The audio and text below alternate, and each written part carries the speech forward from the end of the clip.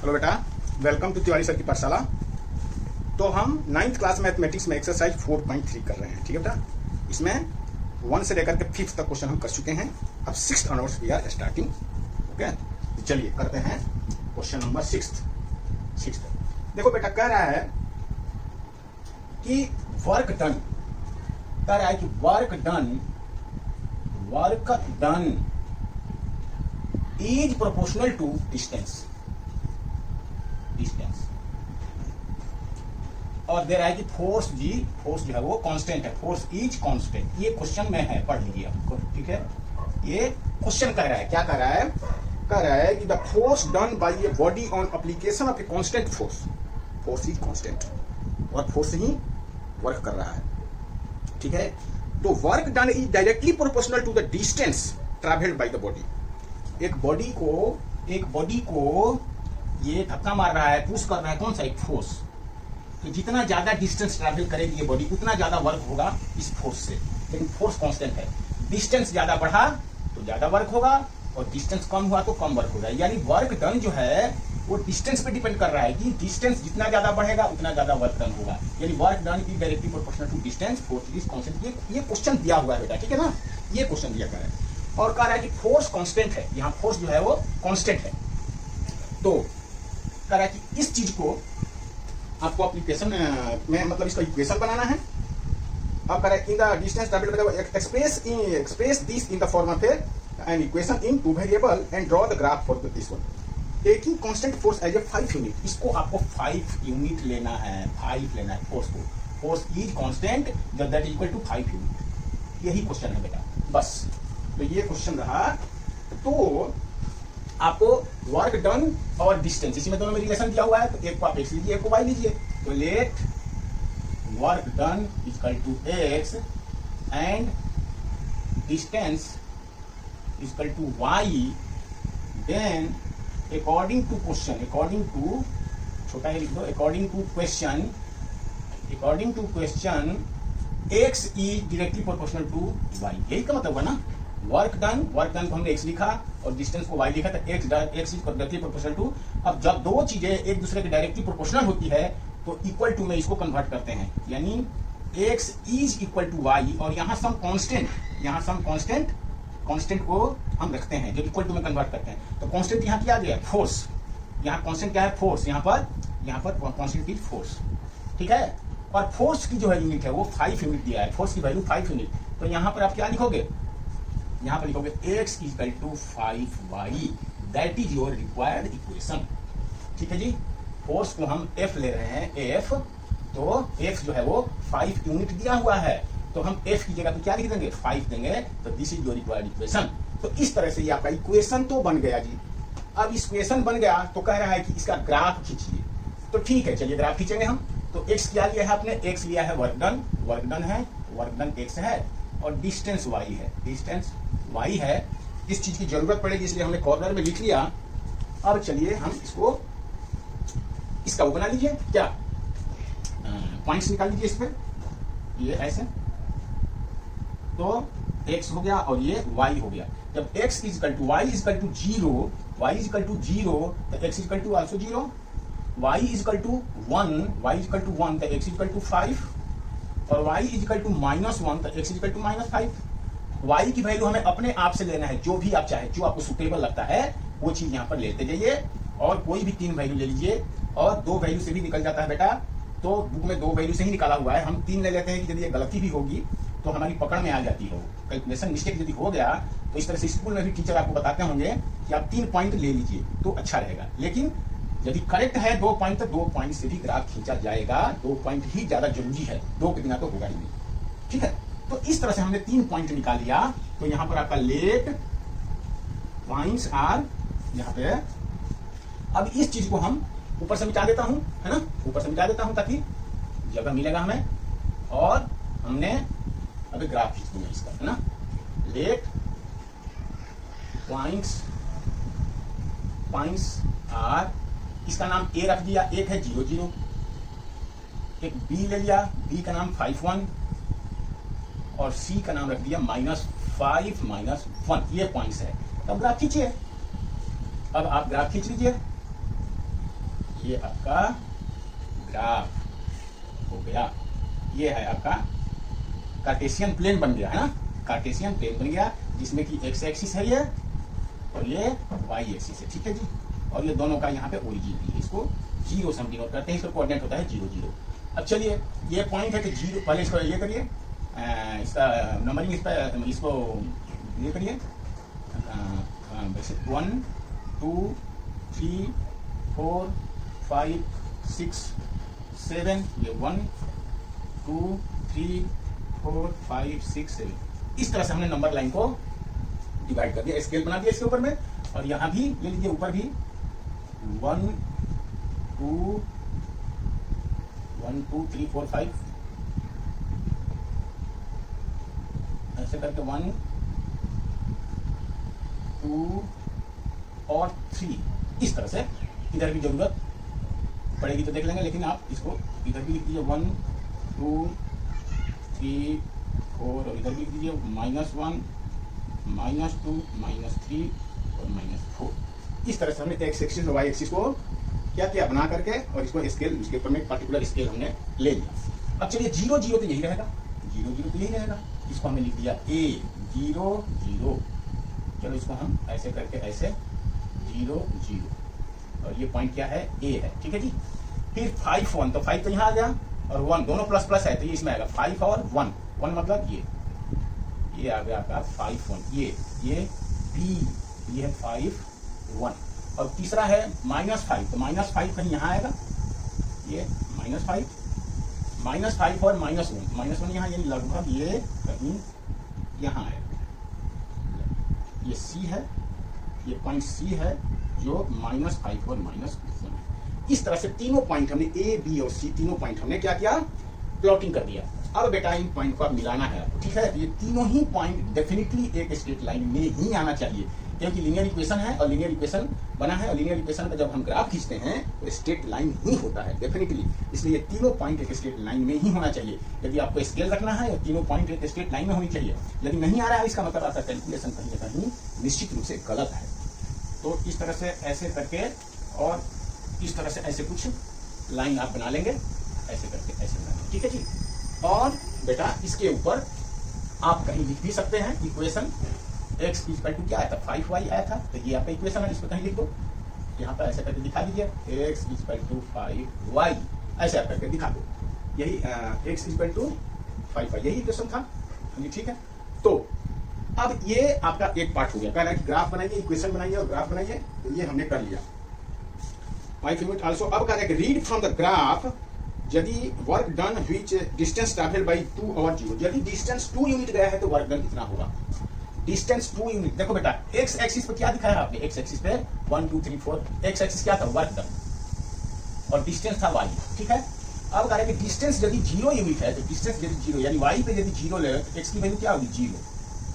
यदि इस कह रहा है कि यदि वर्क डन, पहला क्वेश्चन है 2 यूनिट, इसके बाद आया 0, पहले 2 यूनिट है, कह रहा है कि if work done is equal to 2 unit, तो डिस्टेंस कितना होगा, डिस्टेंस इज इक्वल टू कितना होगा, वर्क डन। देखो इसमें से x जो है वो वर्क डन है, ये इस पे x, ठीक है जी, और वर्क इज 2 यूनिट, तो वर्क डन क्या है, x है, वर्क डन जो है वो x, तो x पे हमने लिया वर्क डन x है और डिस्टेंस y है, ठीक है। तो डिस्टेंस y यानी कि क्वेश्चन है travelled by body, distance travelled by body 2 unit distance दिया है ना, तो 2 यूनिट ये डिस्टेंस नहीं है, ये वर्क डन, ये डिस्टेंस है, ये डिस्टेंस। तो आप ये भी कह सकते हो कि एक्स एक्सिस पे आपने क्या दिखाया है, डिस्टेंस दिखाया है बेटा, डिस्टेंस, क्योंकि एक्स एक्सिस पर एक्स दिखाया, और एक्स क्या है, एक्स क्या है, वर्क डन, तो ये यहाँ पर वर्क डन आपने किस पे दिखाया है, एक्स एक्सिस पे वर्क डन दिखाया, एक्स की वैल्यू है ना, एक्स वर्क डन एक्स है, तो एक्स एक्सिस पे एक्स को लेते हैं और वाई एक्सिस पे वाई की वैल्यू, तो वाई क्या है, डिस्टेंस है। तो ये जो इसके ऊपर जो पॉइंट दिखाया है वो क्या है, डिस्टेंस है, बाहर से ले लो, ये हुआ आपका डिस्टेंस। ऐसे भी आप ग्राफ को लिख सकते हैं, है ना बेटा, ये ऐसे, ये एक्स एक्सिस पे जो आपने दिखाया है वर्क डन है और वाई एक्सिस पे डिस्टेंस है। तो यदि आपको कोई भी आपको कहेगा कि जब डिस्टेंस 1 है तो वर्क डन कितना होगा, या डिस्टेंस यदि 2 है तो वर्क डन कितना होगा, डिस्टेंस यदि 3 है तो वर्क डन कितना होगा, इस ग्राफ से आप पता कर सकते हैं। कॉरेस्पॉन्डिंग डिस्टेंस, अब मान लीजिए कि 1 कह रहा है, तो 1 को यदि कहते हैं डिस्टेंस यदि 1 है तो 1 का कॉरेस्पॉन्डिंग x के ऊपर में वैल्यू कैसे करोगे, यहाँ से पैरेलल लाइन खींचिए, ये ऐसे पैरेलल होनी चाहिए, ठीक है। ग्राफ पेपर में पैरेलल ऑलरेडी खींचा हुआ होता है, आपको खींचने की जरूरत है। तो ऐसे करके और ये मिला, ये ग्राफ पे यहाँ पर काटा ग्राफ को, और ग्राफ में ये कॉरेस्पॉन्डिंग वैल्यू x की यहाँ पर ये चेक कर लीजिए और बताओ कि वर्क डन ये हुआ, ठीक है। यदि डिस्टेंस 2 है तो 2 को ऐसे लाइन खींचिए, कहां पर ये इसको काटती है यहाँ पे, और इसका कॉरेस्पॉन्डिंग वैल्यू यहाँ x पे देख लीजिए कि x पे इसका वर्क डन कितना है। तो इस तरह से हम, यदि हमें डिस्टेंस मालूम है तो इस ग्राफ से ही हम वर्क डन निकाल सकते हैं। फिर आपको ये फॉर्मूले में जरूरत नहीं है रखने की, इसमें x = 5 की जरूरत नहीं है। आप ग्राफ से ही आप डिस्टेंस दे करके वर्क डन निकालोगे, क्योंकि डिस्टेंस y एक्सिस पे है और वर्क डन x एक्सिस पे है। तो आप इसके ऊपर में डिस्टेंस ले लीजिए। अब देखो कह रहा है कि डिस्टेंस यदि 2 यूनिट है, डिस्टेंस 2 यूनिट है, तो डिस्टेंस हम 2 यूनिट पे आ गए, तो कह रहा है कि वर्क डन बताओ, तो वर्क डन तो आपको x पे मिलेगा ना, वर्क डन तो x एक्सिस पे मिलेगा। तो 2 है जो डिस्टेंस है, तो 2 से x एक्सिस के पैरेलल एक लाइन खींचिए, ये लाइक दिस, ऐसे बेटा, ठीक है। और जहां मान लीजिए कि जहां भी इस लाइन को ये कट कर रही है वहां से फिर यहाँ पे परपेंडिकुलर डाल दीजिए। तो इस तरह से बेटा जो होगा, ये वैल्यू जो मिलेगी वो किसकी होगी, वर्क डन की वैल्यू होगी। तो यहाँ पे if distance is equal to 2 unit then work done is equal to कितना। अब ये आपको देखना है कि यहाँ पे क्या आएगा। तो आपको ग्राफ में जो खींचेंगे तो ग्राफ में एक्यूरेट चीज मिलेगी बेटा, है ना। यहाँ तो हमने रफली किया है ना, तो रफली तो ये रफली ही आएगा। तो 7, 8, 9 ये लगभग 10 आएगा बेटा, 10, ठीक है जी, 10। तो अब यहाँ भी हम चेक कर सकते हैं कि यदि x की वैल्यू यदि आप 2 लोगे, y की वैल्यू 2 लोगे, y है ना ये y की वैल्यू यदि 2 लोगे तो x की वैल्यू कितना आ जाएगी, 10। तो डेफिनेटली ये 10 पर कट करेगा, तो यहाँ 10 यूनिट। ये बात समझ में आई आपको, ये 10 यूनिट आप इसका ये हो जाएगा, ठीक है। और इफ तो इस तरह से आपको दिखाना है, इस तरह से, ठीक है। और यदि 0 है तो डिस्टेंस 0 है, तो यदि y एक्सिस पे आप 0 ले लो, क्योंकि करेंगे distance is equal to 0, if distance is equal to 0 then work done is equal to कितना, work done is equal to 0 है तो 0, दोनों ही यहीं पे मीट कर रहे हैं। तो यदि x की वैल्यू 0 है तो y की वैल्यू 0, तो 0 यूनिट। इस तरह से आपने रिक्वायर्ड जो है आंसर आपने निकाल दिया। तो ये रहा आपका क्वेश्चन नंबर 6, ठीक है। तो क्वेश्चन नंबर 6 भले ही एग्जामिनेशन पॉइंट से इंपॉर्टेंट ना हो, बट ग्राफ के पॉइंट से और एक तरह से देखा जाए तो फिजिक्स के पॉइंट से ये क्वेश्चन इंपॉर्टेंट है बेटा, है ना, समझने। तो आपको समझ में आ गया होगा। चलिए हम आगे बढ़ते हैं क्वेश्चन नंबर 7। चलिए आगे बढ़ते हैं। तो क्वेश्चन नंबर 7 क्या कर रहा है बेटा, कह रहा है कि 2 लड़कियां हैं, Jamini and Fatima, 2 student of class 9th है, और वो प्रधानमंत्री रिलीफ फंड में, प्राइम मिनिस्टर रिलीफ फंड में 100 रुपीज जो है वो कर रही है कंट्रीब्यूशन। तो राइट लीनियर इक्वेशन, इसके लिए लीनियर इक्वेशन। 2 लड़की है, फातिमा है एक और एक जामिनी है, ठीक है। और दोनों ने मिला के 100 रुपए दिए हैं बेटा, दोनों ने मिला के 100। तो मान लो कि इसने x रुपया दिया, इसने y रुपया दिया, दोनों का ऐड कर देंगे तो इक्वल टू 100, बस दिस इज द इक्वेशन, बस। तो यहाँ लिखोगे let Jamini and Fatima Jamini and Fatima contributed ₹X and ₹Y respectively. तो अकॉर्डिंग टू क्वेश्चन क्या लिखोगे, x + y equal to, very simple, बस और तो कुछ है नहीं इसमें। Make their contribution x and y और draw the graph of the same. अब इसका ग्राफ खींचना है, तो ग्राफ खींचना तो इसका बहुत ही आसान है, यू कैन डू इट, ठीक है। हम आगे बढ़ते हैं। ये क्वेश्चन नंबर कौन सा था, ये 7th था, है ना, ये क्वेश्चन नंबर 7 था। अब हम क्वेश्चन नंबर 8 करेंगे बेटा, ठीक है, क्वेश्चन नंबर 8। तो चलिए इसको मिटाते हैं, ग्राफ तो आप खींच सकते हैं बहुत ही आसानी से, क्योंकि आसान क्वेश्चन है ये।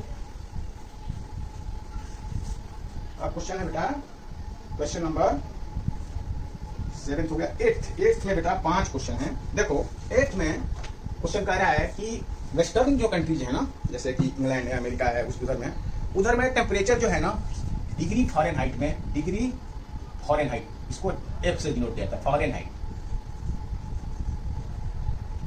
ये फ़ारेनहाइट बोलते हैं इसको, ठीक है ना। और हमारे तरफ जो है डिग्री सेल्सियस होता है बेटा, इसको सेल्सियस बोलते हैं, डिग्री सेल्सियस, इसको डिग्री पढ़ा जाता है ना। तो आपने देखा है अगर थर्मामीटर के ऊपर में डिग्री फ़ारेनहाइट लिखा होता है, इसका मतलब वो उधर का बताता है वेस्टर्न कंट्रीज में, हमारे तरफ टेम्परेचर डिग्री, तो फ़ारेनहाइट में डिग्री में एक सेल्सियस में और फ़ारेनहाइट में एक रिलेशन होता है बेटा। वो रिलेशन आपको इक्वेशन के रूप में दिया हुआ है आपके बुक में। क्या ये दिया है कि Fahrenheit is equal to 9/5 C plus 32। ये इक्वेशन दिया है, F for Fahrenheit and C for Celsius, ये दिया हुआ है इसमें। तो पहले क्वेश्चन करने के पहले हम एक चीज यहाँ डिस्कस करते हैं। देखो ये तो आप समझ गए। देखो ये यदि 9 की जगह यदि यहाँ पर 10 होता 10, तो सीधा हम इसको लिख सकते थे Fahrenheit equal to 2C, Fahrenheit equal to 2C plus 32, है ना। ये इसका मतलब डायरेक्ट लिख सकते थे यदि यहाँ 9 की जगह 10 होता तो। यानी यदि सेल्सियस को फ़ारेनहाइट में चेंज करना है तो जो सेंटीग्रेड में जो दिया हुआ है, सेल्सियस में दिया हुआ है, उसको 2 से मल्टीप्लाई कर दो, यानी उसको डबल कर दो और 32 से ऐड कर दो। तो एग्जैक्टली 2 से तो मल्टीप्लाई नहीं करना चाहिए क्योंकि एग्जैक्टली 2 नहीं है, लेकिन 2 के लगभग में है। तो यदि मल्टीपल चॉइस क्वेश्चन दिया है आपको और फटाफट आपका आंसर निकालना है तो आप इस तरह से निकाल सकते हैं। मतलब इसका वैल्यू जो है ये आता है 1.8 समथिंग, यानी कि 1.8 C प्लस 32। तो यदि बहुत करीब करीब का नहीं दिया हुआ है तो मल्टीपल चॉइस इसको आप डबल कर दीजिए और डबल के बाद 32 सेंटीग्रेड में जो दिया हुआ है, सेल्सियस में दिया है, उसको डबल करके और 32 ऐड कर दीजिए, 2 डिग्री सेल्सियस जो होता है फ़ारेनहाइट में चेंज हो जाता है। ठीक है, और थोड़ा कम कर लो उसको क्योंकि एग्जैक्टली 2 नहीं है ये, है ना, 1.8 आता है। तो मल्टीपल चॉइस क्वेश्चन में ये काम करेगा। अब ये रहा आपका। अब यहाँ पर जो है F और C में ये इक्वेशन दिया हुआ है, X और Y में नहीं है। यहाँ वेरिएबल क्या है, F एंड C। ये आप समझ, ये भी एक लीनियर इक्वेशन है F एंड C में बेटा। ठीक है, X और Y में नहीं, F और C में एक लीनियर इक्वेशन है। तो it is a linear equation in variable F and C। ये है F एंड C बेटा। ठीक है, आपको वैसे ही समझना है कि ये मान लो कि X है, ये Y है, इसी तरह से आपको समझना है ये क्वेश्चन को। तो अब हम पढ़ते हैं आगे। पहला क्वेश्चन क्या कर रहा है कि draw the graph of the linear equation using Celsius for X। तो कह रहा है कि सेल्सियस को X पे लिखो और इसको Y एक्सिस पे लिख करके, तो आप इसको ऐसे भी कर सकते हैं कि वो कह रहा है कि तो कोई जरूरत नहीं है, आप जैसे बुक में कह रहे हैं वैसे ही करो। ठीक है, तो चलिए आप इसको कह रहे हैं कि इसका ग्राफ खींचिए कि सेल्सियस को यहाँ ऐसे कर दीजिए, यहाँ पर दिखाइए सेल्सियस, इस पे डिग्री सेंटीग्रेड इसके ऊपर में ऐसे डिग्री से एक्स एक्सिस पे दिखाओ। ये बुक में बोला है कि इसको एक्स एक्सिस पे ले लो और फ़ारेनहाइट को, इसको यहाँ पे डिग्री फ़ारेनहाइट को वाई एक्सिस पे ले लीजिए और इस तरह से आप ग्राफ खींचिए। ठीक है बेटा, तो चलिए हम पॉइंट निकालेंगे। पहले तो पॉइंट निकालना है ना। तो चलिए अब यहाँ पर आपको एक यहाँ पर लिखिए F, ये है F और ये है C। तो 2-3 पॉइंट निकालो यहाँ पे। ठीक है जी, तो देखो यहाँ C की वैल्यू आपको ऐसा रखना है बेटा। ठीक है, पहले C ले लो, ऊपर ले लो C, नीचे ले लो F, ऐसे डिग्री सेंटीग्रेड, डिग्री फ़ारेनहाइट ऐसे। तो देखो C की वैल्यू यदि ऐसा लो ताकि फ्रैक्शन रिमूव हो जाए तो ज़्यादा बेटर रहेगा। C की वैल्यूतो यदि C की वैल्यू हम 5 यूनिट ले, चलिए C की वैल्यू 0 ले लो, C की वैल्यू 0 ले लेते हैं तो ये पूरा ही 0 हो गया, ये पूरा 0 हो गया। तो ये आ गया F32। C की वैल्यू यदि 5 यूनिट ले लूँ मैं 5, तो कितना हो जाएगा, ये 5 से 5 कट जाएगा, 9/5। तो पहले से C की जगह 5 रख दिया तो 5 कट गया, तो 9 और 32 कितना हो गया, 9 हो गया। ये कट गया ना, ये 9/5, तो C की जगह 5 कट गया, प्लस 32 है ये, ऐसे है ये। तो 5 से 5 कट गया और इसके बाद हमारे बच गया 932, कितना हो जाएगा 41। तो ये बना आपका 41, इस तरह से आपका ये बना।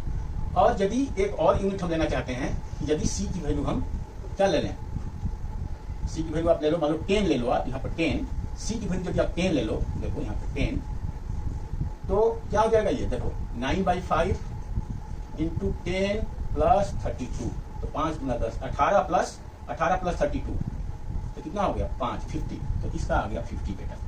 तो इस तरह से आप देख रहे हो, ये हमें मिला,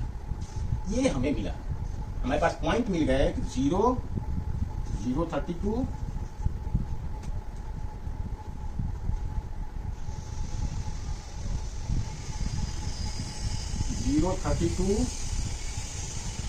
5, 41 और 10 और 50, ये आपके पास पॉइंट मिल गया। इसका नाम आप ए रख लो, इसका नाम बी रख लो, इसका नाम सी रख लो।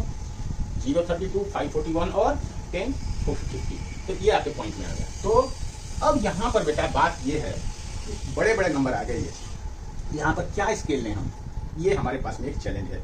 तो देखो जो ग्राफ पेपर पे अपनाते हैं ना ग्राफ, तो ऐसा होता है बेटा, देखो वो 10 पार्ट में स्क्वायर होता है ऐसे। तो 1 2 1 2 3 4 5 6 7 8 9 1 2 3 4 5 6 7 8 9 और ये 10, इस तरह से 10 पार्ट। और इधर भी 1 2 3 4 5 6 7 8 9 10, इस तरह से। और इसमें भी यहाँ फिर डिवीजन रहता है 5 5, तो इस तरह से स्क्वायर बने होते हैं।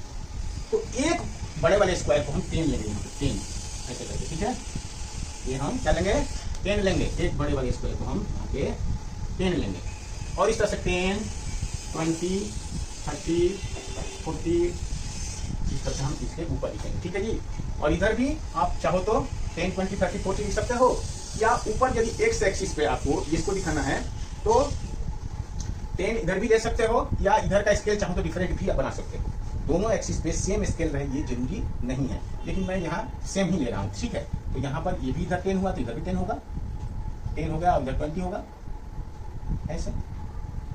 तो अब मान लो 0 32 आपको दिखाना है, तो 0 एक्स एक्सिस पे, और 32 का मतलब क्या है, 32 का मतलब ये है कि 10 तो यहाँ आ गया और 20 30 तक तो हमें चलना है। और देखो एक एक 10 पार्ट में डिवाइड है, एक एक 10 पार्ट में डिवाइड है। ये 1 बना, ये 2 है, ये 3 है, 4 है, ये 5 है, 6 है, 7 है, 8 है, 9 है, 10 है। तो तीसरा के बाद 32 मतलब ये हो गया 10 20 और ये 30 के बाद 2 यूनिट और ले लेंगे, ऐसे ऐसे काउंट करके, ठीक है। ये इसको मैं हटा देता हूँ, यहाँ पर इसको हटा देता हूँ। तो ये हो गया 10, ये हो गया 20, ये हो गया 30, और 30 के बाद 1 और 2, ये हो गया आपका 0 32, ये ए हो गया, और 0 32 ये पॉइंट आपको मिलेगा, ठीक है जी। ये 0 32 होगा बेटा। इसके बाद 5, तो एक्स एक्सिस पे 5, तो एक्स एक्सिस पे 5 का मतलब ये, एक्स एक्सिस पे 5 मतलब 1 2 3 4 5 मतलब ये 1 2 3 4 5, ये हमने ये है बीच वाला, ये था बीच वाला, ये ऐसे। तो 1 2 3 4 5 मतलब यहाँ, और 5 पे 41 ये लाइन सीधी चलती चली जाएगी ऐसे ऐसे ऐसे ऐसे। 41 मतलब 40 तक तो आप आ गए, 40 के बाद 1 यूनिट और, तो 40 के बाद 1 यूनिट और यहाँ आ जाएगा, ठीक है। तो ये हो जाएगा 541, ये बन गया आपका पॉइंट बी, ये बी पॉइंट बना आपका, ठीक है जी। तो ये ए पॉइंट बना, ये बी पॉइंट बना। सी को भी 10, तो 10 तो सीधा ही आ गया, और 10 के बाद 50 मतलब ये 4 के 40 और 50, तो ये बनेगा 50, तो 50 बन गया आपका कहीं यहाँ पे। तो इस तरह से आप क्या करोगे, ये आप ये तीनों ही पॉइंट को ऐसे करके ज्वाइन कर दोगे लाइक दिस, और इस तरह से ये आपका इक्वेशन बनेगा बेटा, ठीक है। और इसके इस तरह से ग्राफ बनेगा, और इस पर लिख देंगे f is equal to 9/5 c plus 32, this is a required graph. तो मुझे उम्मीद है कि देखो आपको ये समझ में आया होगा क्वेश्चन, क्योंकि चूंकि मेरे पास ग्राफ नहीं है, ग्राफ के ऊपर में करने से ज्यादा क्लियर हो जाता है, लेकिन ये जो हमने आपको समझाया है वो आप कोशिश करिएगा समझने के लिए, क्योंकि एक पार्ट को हमने 10 लिया है, यहाँ से लेकर के यहाँ तक 10 लिया, तो हर एक जो है वो 1 1 के बराबर है। इसमें छोटा छोटा पार्ट 1 1 1 2 3 4 5 6 7 8 9 10, तो इधर भी 1 2 3 4 5 6 7 8 9 10, तो इस तरह से एक 10 के बाद है।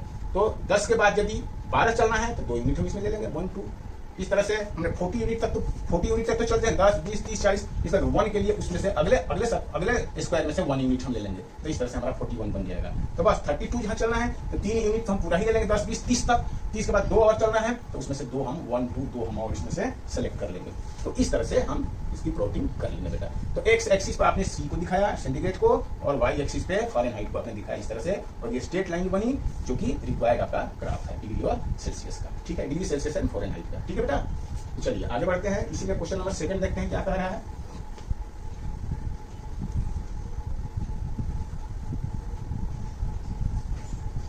सेकंड क्वेश्चन है बेटा, if the temperature is 30 degree Celsius, इसे मैं लिख देता हूं, F is equal to 9/5 C plus 32, 2 ऐसे है। अब कह रहा है कि यदि if temperature is 30 degree Celsius, यानी 9/5 इंटू, तो यहाँ सी की जगह 30 लिख दो, सी की जगह 30 लिख दो। If temperature is 30 degree Celsius, Celsius की जो वैल्यू है वो 30 दिया गया है, तो बताइए फॉरेनहाइट में कितना होगा। तो ये आप सब कर लीजिए, इसको कितना हो गया 5 × 10, 5 × 30 और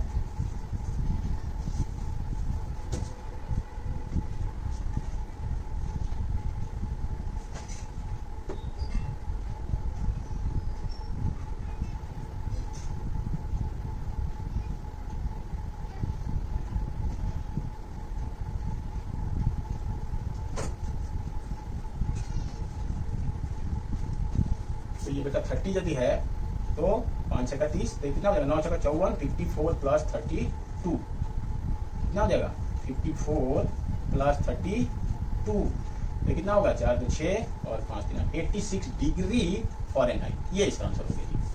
ये 30 डिग्री सेल्सियस को फॉरेनहाइट में चेंज करना है, तो कितना होगा 86 डिग्री फॉरेनहाइट। ये आपका क्वेश्चन नंबर 2 है। ठीक है, इसका क्वेश्चन नंबर 2 तो डन। चलिए क्वेश्चन नंबर 3 देखते हैं क्या कर रहा है। क्वेश्चन नंबर 3 क्या बोल रहा है। 3 कह रहा है कि if the temperature is 95 degree Fahrenheit, Fahrenheit की जगह पर लिखिए 95 is equal to, if the temperature is 95, what is the temperature in Celsius, तो सेल्सियस की वैल्यू निकालना है 9/5 C प्लस 32। ये है टेम्परेचर 95 डिग्री फॉरेनहाइट है, तो फॉरेनहाइट की जगह पे 95 लिखिए और इससे C की वैल्यू निकालिए। तो कैसे निकलेगा, निकालिए सॉल्व करिए इक्वेशन को। 95 माइनस 32, ये 32 इधर आएगा, इज इक्वल टू 9/5C, तो कितना होगा बेटा ये 3 और ये 6, 63 और इक्वल टू 90/5C, और आगे क्या होगा 63 इंटू, इसको ऐसे कर दीजिए 63 इंटू 5/9, सी की वैल्यू 5 इधर आ जाएगा, 9 इधर आ जाएगा। ठीक है जी, सी की वैल्यू आ गई ये, तो कितना आ जाएगा 9 7 63 7 और 7 5 35, 35, यानी सी इक्वल टू 35 डिग्री सेल्सियस। सी क्या है, सी सेल्सियस में टेम्परेचर है, इस तरह से इसकी वैल्यू आ गई 35 डिग्री सेल्सियस। एक बार हम आंसर चेक कर लेते हैं। 43 का, हाँ जी ठीक है बेटा, तो इस तरह से इसका आंसर सही है। अब हम क्वेश्चन नंबर इसका अगला करते हैं, यानी दैट इज 4th, तो तब तक इसको खत्म करें। तो क्वेश्चन नंबर 4 क्या कह रहा है कि if the temperature is, equation तो लिख दो, F is equal to 9/5C plus 32, यही है इक्वेशन। अब कह रहा है if the temperature is 0 degree Celsius, तो what is temperature in Fahrenheit, तो फॉरेनहाइट में 9/5 इंटू सी की जगह 0 रख दो, इक्वल टू 32, यही कह रहा है कि यदि टेम्परेचर सेंटीग्रेड में 0 है तो फॉरेनहाइट में कितना होगा, तो सी की जगह तो 0 लिख दो, तो ये तो पूरा 0 हो गया, तो ये कितना हो गया 32, यानी कि 32 डिग्री फॉरेनहाइट, ये आपका आंसर। 32 डिग्री होगा। If the temperature 0 degree, what is temperature in Fahrenheit, and if the temperature is 0 degree Fahrenheit. अब इसका अगला है यदि टेम्परेचर इज 0 डिग्री फॉरेनहाइट, तो फॉरेनहाइट की जगह पे क्या लिखो 0 लिख दो और इसके बाद 9/5C प्लस 32 लिखो। तो कह रहा है कि सेंटीग्रेड में बताओ what is temperature in Celsius. कभी कभी मैं सेल्सियस कर देता हूँ, कभी सेंटीग्रेड करता हूँ, दोनों एक ही बात है। ठीक है, इसमें कंफ्यूज मत होना आप लोग, सेल्सियस लिखा हुआ है बुक में, सेल्सियस और सेंटीग्रेड एक बात होती है। तो अब कह रहा है कि यदि फॉरेनहाइट 0 है तो सी की वैल्यू क्या होगी, तो बस बेटा सिंपल इक्वेशन है, इसको आपको सॉल्व करना है। ये -32 हो जाएगा, इधर आएगा तो -32 इक्वल टू 9/5C, ये हो जाएगा -32 इंटू 5/9 इक्वल टू सी। अब इसकी वैल्यू आप सॉल्व कर लीजिए, इसकी वैल्यू आप सॉल्व कर लेंगे तो कितना आ जाएगा, ये आ जाएगा -5 × 10 × 15 16 इतना बटा 9, 5 × 10 और 15 इक्वल टू सी। तो 160 मैं 9 से डिवीजन कर दूंगा तो 9 1 जा 7 यानी आएगा ये बेटा सी इक्वल टू आएगा 17.777, ऐसे ये क्या आएगा, ये इसकी वैल्यू सी की वैल्यू निकालो डिग्री सेल्सियस, इसको लिख सकते हो 17.78 डिग्री सेल्सियस अप्रोक्सीमेटली, इसको हम राउंड कर देते हैं तो 17.78 डिग्री सेल्सियस अप्रोक्सीमेटली हो जाएगा इसका आंसर। ठीक है जी, चलिए आगे बढ़ते हैं। ये क्वेश्चन इंपॉर्टेंट है बेटा, ये क्वेश्चन में फॉर्मूला भी दिया हुआ है जो डिग्री से फॉरेनहाइट में कैसे, डिग्री सेल्सियस को फॉरेनहाइट में कैसे चेंज करते हैं, ये फॉर्मूला आपको याद रखना चाहिए क्योंकि ये कंपटीशन के एग्जाम में आता है। अब है बेटा क्वेश्चन नंबर 5 है ना, 5 है ना, हाँ 5। चलिए ये मैं बार बार मिटा देता हूँ, इसकी जरूरत है हमें। F equal to 9/5C plus 32 ये है हमारा। अब कह रहा है is there a temperature which is numerically the same in both Fahrenheit and Celsius, यदि है तो बताओ ये क्या है। कह रहा है कि क्या ऐसा है टेम्परेचर, आपने देखा ना कि फॉरेनहाइट निकालने के लिए हम सेल्सियस को फॉरेनहाइट में यदि चेंज करना है, चाहे फॉरेनहाइट को सेल्सियस में, चाहे सेल्सियस को फॉरेनहाइट में चेंज करना है, तो वैल्यू सेम नहीं है ना, तो इस फॉर्मूले से हम चेंज करेंगे। यानी सेल्सियस यदि दिया है तो लगभग उसको हम डबल करके 32 ऐड कर देते हैं तो वो सेल्सियस में चेंज हो जाता है, फॉरेनहाइट में चेंज हो जाता है। सेल्सियस को आपको दिख रहा है 10 डिग्री सेल्सियस है ये, इसको फॉरेनहाइट में चेंज करो, इसको डबल करो, यानी कितना होगा 20, और इसमें 32 ऐड कर दोगे तो 2 और 5 52 डिग्री फॉरेनहाइट हो गया। लेकिन एक्जैक्टली नहीं आएगा, थोड़ा कम आएगा। मैं आपको एक आइडिया बता रहा हूँ कि यदि मल्टीपल चॉइस क्वेश्चन दिया है तो उसमें आप, और यदि बहुत ज्यादा क्लोज नंबर नहीं है तो आप फटाक से इसको चूज कर लोगे। लेकिन बेटा आपने देखा ना कि फॉरेनहाइट को सेल्सियस को, यानी 10 डिग्री सेल्सियस को फॉरेनहाइट में 52 आ गया, तो सेल्सियस फॉरेनहाइट तो एक नहीं है। लेकिन एक टेम्परेचर ऐसा भी होता है क्या पूछ रहा है, जो फॉरेनहाइट में और सेल्सियस में दोनों में सेम ही हो। ये क्वेश्चन सुनने में बेटा बड़ा ही विचित्र लगता है कि नहीं ऐसा कैसे पॉसिबल है, लेकिन है पॉसिबल। देखो मान लो कि सेल्सियस और फॉरेनहाइट दोनों में ही सेम टेम्परेचर है, तो लेट फॉरेनहाइट ऐसे लिख लो, degree Fahrenheit and degree Celsius की एक्स, दोनों को हमने एक्स मान लिया। अब देखते हैं कि एक्स की वैल्यू निकलेगी क्या, तो क्या एक्स इक्वल टू 9/5x, यहाँ भी एक्स रख दिया, यहाँ भी एक्स रख दिया, प्लस 32। अब यदि एक्स की वैल्यू निकल जाएगी तो हम समझ लेंगे कि ये पॉसिबल है। तो चलिए इसको ले लीजिए, एक्स माइनस 9/5x ये इधर आएगा इक्वल टू 32, और यहाँ पर एलसीएम लेंगे तो 5 हो जाएगा, तो 5x minus 9x equal to 32, ये हो जाएगा कितना, minus 4x/5 equal to 32। X की वैल्यू क्या आएगी यहाँ पे, x equal to 32 into 5, 32 into 5/4 minus में है ना, यही जाएगा 32 इंटू 5/4, तो ये सर 4/32, यानी x equal to minus 40 degree. तो देखो बेटा अब आप चेंज करके देख सकते हैं, माइनस 40 डिग्री टेम्परेचर एक ऐसा है कि यदि सेल्सियस में यदि ये फॉरेनहाइट में दिया है और इसको सेल्सियस में चेंज करोगे तो वही सेम रह जाएगा, ये चेंज नहीं आएगा इसमें। और यदि सेल्सियस में दिया है उसको फॉरेनहाइट में चेंज करोगे तो भी वही रहेगा, या फॉरेनहाइट में दिया उसको सेल्सियस में चेंज करोगे तो भी सेम रहेगा। फॉरेनहाइट से सेल्सियस में चेंज करोगे तो ये माइनस 40 डिग्री। तो इस तरह से एक ऐसा टेम्परेचर है माइनस 40 डिग्री जो सेल्सियस में और फॉरेनहाइट दोनों में सेम होता है। तो इस तरह से बेटा ये क्वेश्चन आपका कंप्लीट हुआ और ये एक्सरसाइज भी हमारा कंप्लीट हुआ। नेक्स्ट एक्सरसाइज नेक्स्ट वीडियो, तब तक के लिए all the best, God bless you, thank you बेटा।